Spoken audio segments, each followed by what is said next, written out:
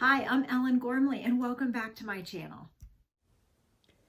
Hi, today we're talking about the braided stitch. Now the braided stitch is from this book, 50 Tunisian Stitches by Darla Fanton, but I have mixed it up a little bit to make it more my own. And so please excuse my nails today, by the way, but the braided stitch. Okay, so let me show you some of the versatile things that I did with it, and then we will move on to this swatch here, okay? So I started out with just the braided stitch that Darla teaches in her book. And then I added some chain stitches in between and kind of gave it some, and then I made the stitches taller to see if I liked that. And then I ultimately decided that I really like the kind of picture frame thing that I've been doing lately. You guys have maybe noticed a theme with my last videos with the oatmeal colored Marley's little baby brother's blanket, that I'm really liking this picture frame theme of doing stitches with one stitch and then doing like a middle section with a solid stitch or a different stitch pattern, and then topping it top and bottom, column and column on either side, so that it looks like a picture frame around a different stitch. So I went ahead and decided to explore that more with a really nice big fat hook. So this one is a L size 11 hook. It is, I can't even read it. What does that say? Can you read the millimeters there? I don't have my glasses on. Anyway, what I did was start this braided stitch. So you absolutely can do the braided stitch all by itself, just this stitch pattern here. And it is a multiple of 3 plus 2. And then if you wanted to make it a whole blanket, if I was going to make this a whole blanket, I think I would add the Tunisian knit stitch in the middle. And it does, look at this, it does curl. So I probably would still add a traditional crochet edging all the way around. But let's get started, shall we? So we're going to do a multiple of 3 plus 2.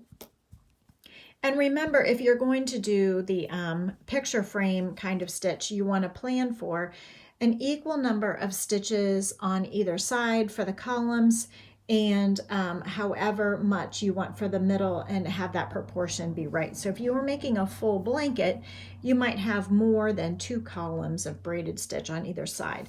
This is 2 columns or 2 repeats of braided stitch. Okay, so each repeat is 3 stitches. So when you keep in mind that one complete repeat is 3 stitches, and I'm going to use this Denise interchangeable hook here, size L. We are going to chain 1, 2, 3. That counts as 1 repeat. Now remember, Tunisian crochet takes a ton of yarn. So 1, 2, 3, 1, 2, 3, 1, 2, 3, 1, 2, 3. And then we need 1 stitch for the beginning and 1 stitch for the end, and that's why we have a chain of 2. So our chain, no matter how big of a blanket or scarf or whatever we want to make, is a multiple of 3 plus 2. So 1, 2, 3, 1, 2, 3, 1, 2, 3, 1, 2, 3, 1, 2, 3, 1, 2. So if we're going to space out where our center stitch section is going to float, we have 1 stitch here for the end, 1 stitch here for the end. Here's 1 repeat, here's 2 repeats, and then 1 repeat, 2 repeat. I've only allowed myself 2 stitches for the middle floating pattern, unless I just do 1 braided stitch repeat on each end, and then I have all of these stitches in the middle to float. Are you following me? Anyway, I hope this is the most relaxing and valuable use of your day today. We're going to just pull up one loop, pull up a loop in each chain in the back bar, back ridge, back bump of each chain all the way across. I hope this natural lighting is working for you today. It's a nice morning here. I don't always get so much natural lighting in this room, and so hopefully the shadows aren't too much.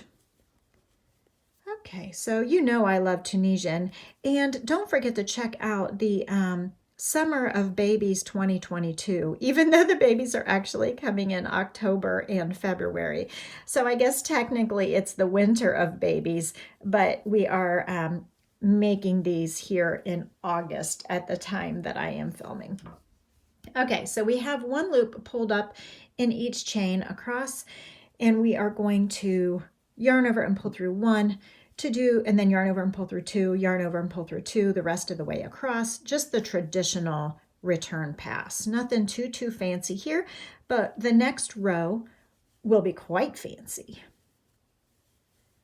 Please put a comment down below if you like Tunisian crochet. Also, with the Summer of Babies, the last oatmeal one is a traditional crochet, but I'm really seriously thinking about the next blanket to be a Tunisian one. Okay, so for the braided stitch pattern, we're skipping the first one. The first one is already on the hook. It is this loop here, which counts as the first stitch. Now we're isolating not the first stitch, but the next 3 stitches, which are between my thumbs. We're going to pull up a loop in this third one. So skip 2, skip 1, skip 2. We're going to pull up a loop here. And then we're going to go back and pull up this loop, and then we're going to go back and pull up this loop. So just in case it gets a little bit tricky to look at, we're skipping 1, skipping 2, Tunisian simple stitch here, then Tunisian simple stitch here, then Tunisian simple stitch here. So we're not increasing, we're not decreasing, we're keeping even. So, and this will be 1 repeat. So the 1 repeat of the braided simple stitch, we're skipping 2, we're pulling up a Tunisian simple stitch here. Okay, then we're going to isolate, make sure we find that vertical bar of the second one that was skipped. Okay, and then we're going to isolate and find that bar of the first one that we skipped. And it will get a little bunchy, which is why I'm using a nice big fat hook for Tunisian. And this does take a lot of yarn. Tunisian does take a lot of yarn. So this is what the first repeat looks like. Surprise, time jump. It's been several days. It's been different yarn. I have different nails. Okay, let's continue. So we skip 2. We're going Tunisian simple stitch under the first one. We're Tunisian simple stitching under the second skipped one and the first one that was skipped. Okay, and we're going to do this all the way across. And so this will be easier, my friends. So, sometimes life happens, and I got interrupted in the middle of the last video, and then it took me several days to get back to it to find the time, and then I don't even know what happened to my purple swatch. It is nowhere to be found. Maybe Theo took it. Maybe, I have no idea. I have no idea where it is. I probably stashed it in a hurry and then didn't get back to it, and now I don't know where it is.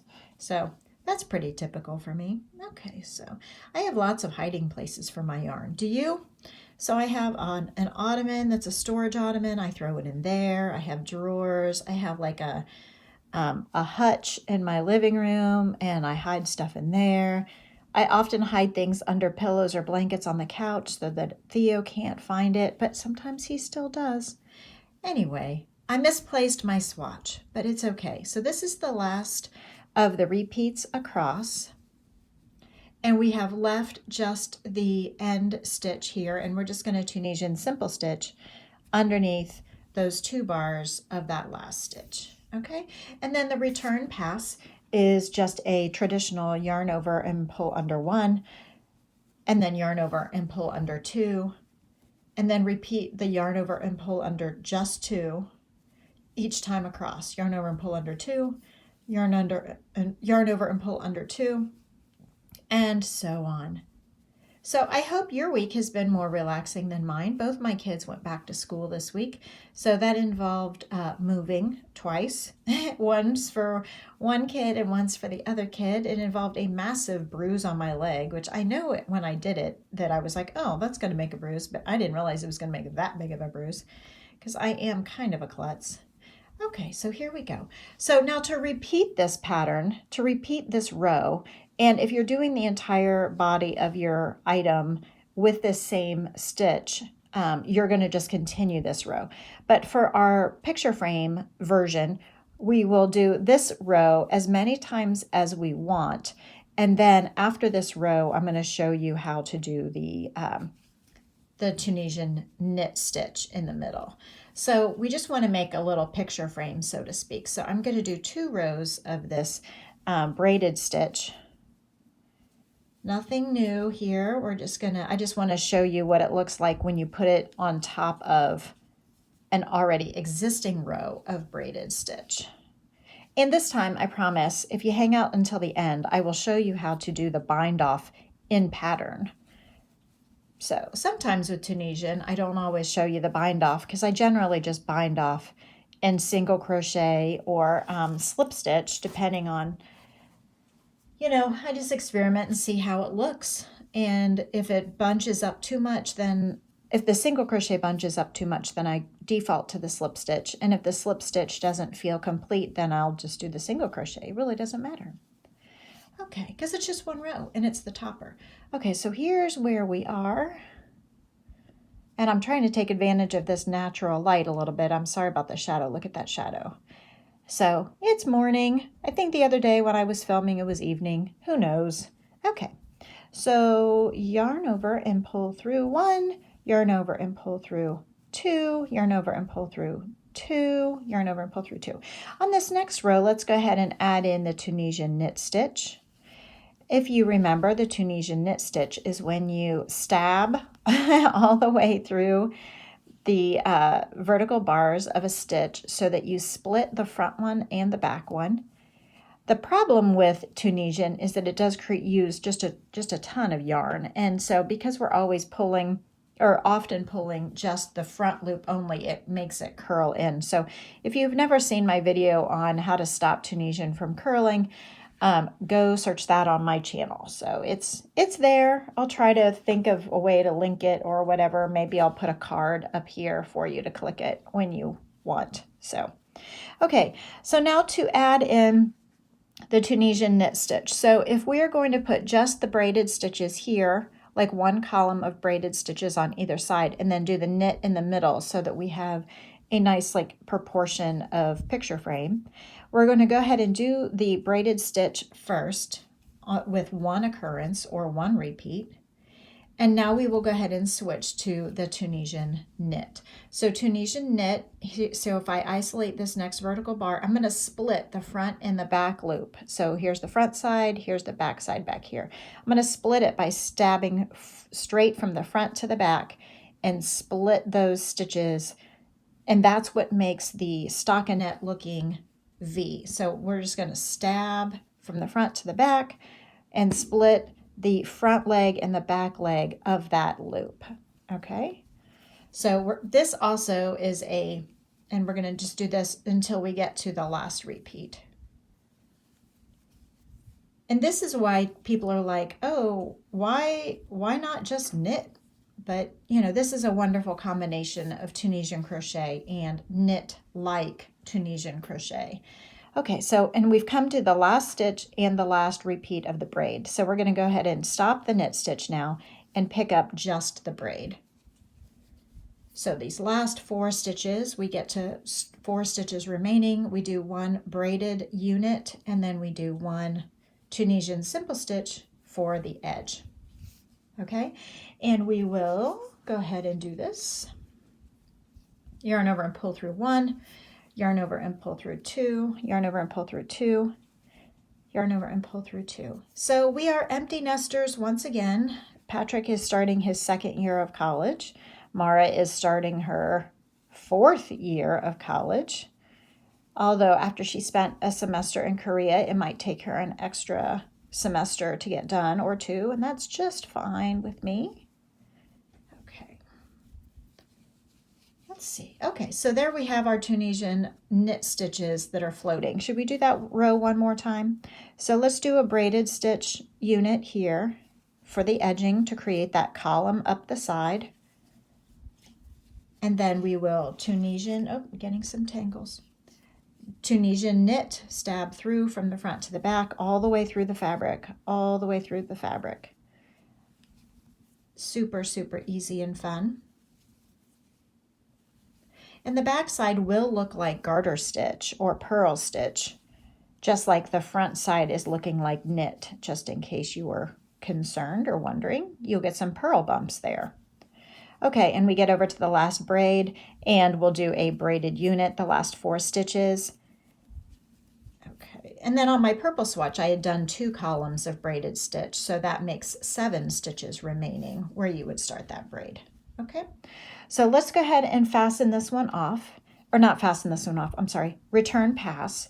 And then if you want, you make this obviously however tall that you want, continuing with the braided stitch along the right and left edge, and then continuing with the knit stitch in the middle until you're ready to put the topper back on. When you put the topper back on, you want to do the braided stitch all the way across the entire width of the project, just like we did down here. And you want to do it for the same number of times as you did on the bottom, assuming that you want the top to be symmetrical. So if I did 2 rows of braided stitch down here, then I want to do 2 rows of braided stitch up here. So let's do 1 row of braided stitch and then we will fasten off. So braided stitch the same column like you always do. The very first set of 3 stitches are the braided stitch. And when you have knit stitch and you want to turn it back into a braid, so we've got these knit here in front, in between my thumbs, and we want to turn that back into braids, we're going to do the same thing we did with the very first row of simple stitches. We're going to skip 2, pick up the 3rd, pick up the second one that was skipped, and then pick up the first one that was skipped. Okay, so now we have turned those knits back into a braid. So skip 2, pick up, and pick up. Okay, and so this is where that multiple of 3 plus 2 is still important, because we need to make sure that we can pick up a reasonable, equal, and appropriate number of braids after the knits.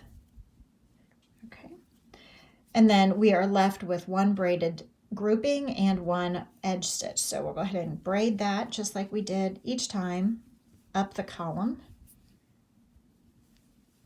and Tunisian simple in the last vertical bars.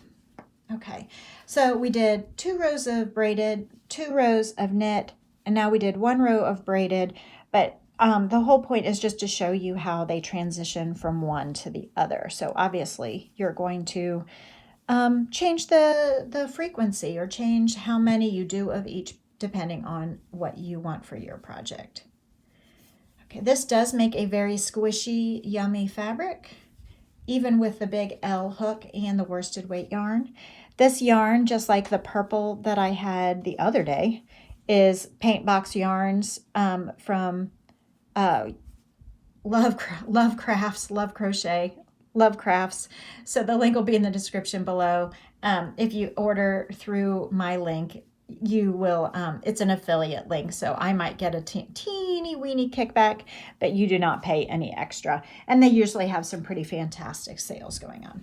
Okay, so after that, let's go ahead and bind off in pattern. So binding off in pattern means I'm going to go ahead and I'm going to do these by single crochet, by the way. I'm going to skip the first 2 of the braid, and in the 3rd vertical bar of the braid, I'm going to single crochet. Okay, now I'm going to single crochet in the 2nd skipped one, yarn over, pull up a loop, yarn over and pull through both loops on the hook, and then in the 1st missed one, single crochet. Now if we do it loose enough, even though they're twisted like cables, they still have a nice top edge to them. So let's do that so that you can see. All right, so we're single crocheting in pattern. We're binding off in pattern. A single crochet does bind off because there's no live stitches or live loops left on the hook each time we make a stitch. We are completing the stitch all the way across. Okay, so here we go. I just want to finish this little bit and then we'll be done. All right. This was really a fun stitch pattern to do. So much fun that I did it more than one day. So hopefully you will find it fun and relaxing, a valuable use of your time. Any day that I crochet is a better day. I hope you agree. Okay, and then the last one, we're just single crocheting. Okay, and so then it still has and by nice top, you can still see the stitches across. They're a little lumpy because they are like braided or cabled. And I can't find a pair. Oh, there's a pair of scissors right there in front of me, right in front of the camera. So I'm going to go ahead and cut off the excess and draw the cut tail through the loop where my hook was. And there is our swatch. Okay, and you can see just a tiny beginning of the knit stitches there because I only did 2 rows. I hope you loved it. Thank you. See you next time.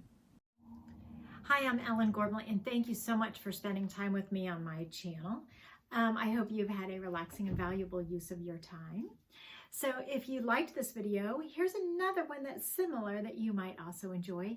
And here is the video, the last video that was uploaded in case you missed it. Everyone, please like and subscribe for more videos. They're usually posted on Wednesday or Thursday at the worst. Thank you. Bye. Say goodbye, Muffin.